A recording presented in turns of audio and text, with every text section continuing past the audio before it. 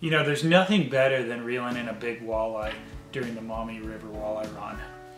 But to do that, you have to have your gear set up perfectly to be able to capitalize on those successes.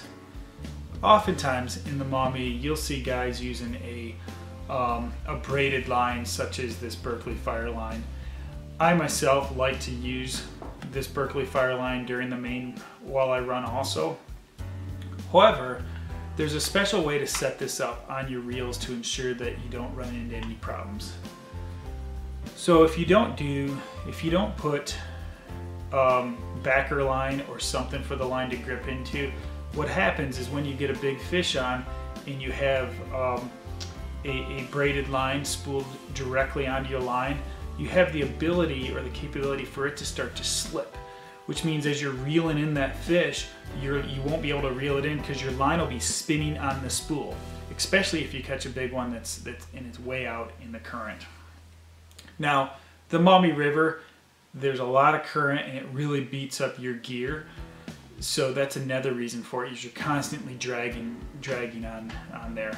Also, when your line gets wet, it has a tendency to start to slip on there. Usually this happens when you have a lot of line out and you're kind of low on line.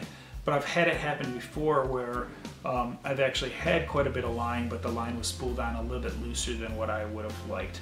And that's just from casting and reeling in, maybe in rain or other type of weather. So to prevent that, what I've done is a couple things. There's two simple fixes that I like. You know, the first one is just to go ahead and take some electrical tape and to cut off a short section. And when you do this, all you simply need to do is lay that right in the bottom of the spool and spin it on there. So when you do that, you can see that it fits perfectly right inside of the spool, and it'll allow that fire line to go ahead and grip into that. That's one way to do it.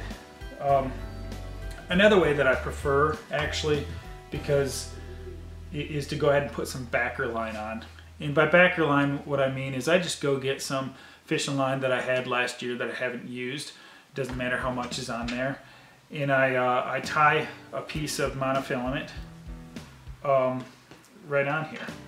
So, and as I tie that monofilament on, and what I'll do is I'll spool just a little bit of that on there. And I want to provide just what we call is some backer line there. So as you can see there, just a little bit. And I'm going to go ahead and clip that off now. And as I do that, what you'll see here is if you feel in here, there's actually some grip into that spool. So the fire line won't spin on it because it'll grip into this monofilament. So I'm going to go ahead and take a little piece of tape.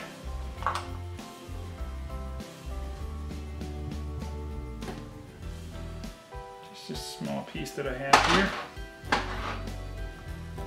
I'm just going to tape that line down, which you don't really have to, but I do. So I tape that down in there.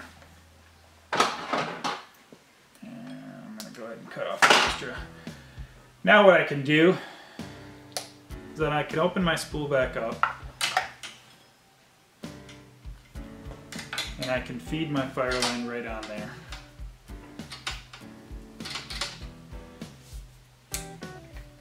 Then as I do that, I can go ahead and put my other line on. And I'll reel it directly on there, okay? So what that does for me, and I'll finish spooling this up later, what it does is when the line fills up, now with this fire line that I'm running, it comes with about 125 yards. Now traditionally, if you were to run that straight onto your spool, you would actually have a little bit of a lip on the end of your fishing reel. So as you go to cast, you're already starting out with a little bit of drag and a little bit of lip there. Putting a little bit of backer line on also, what it does is it brings that line out so it's perfectly level. So when you start the season, at least, before you've broken off any line, you have everything directly in line. If you notice as the season goes on, if you fish a lot and you start to break off little bits and pieces, your line gets shorter and shorter, and you'll start to get that lip again, and you can't quite cast as far. So again, putting that backer line on, it brings everything flush, plus it prevents any slippage there. So hopefully that was helpful for you. If you have any other thoughts, feel free to navigate over to my website, www.MaumeeRiverWalleyeRun.com. Thanks a lot, guys.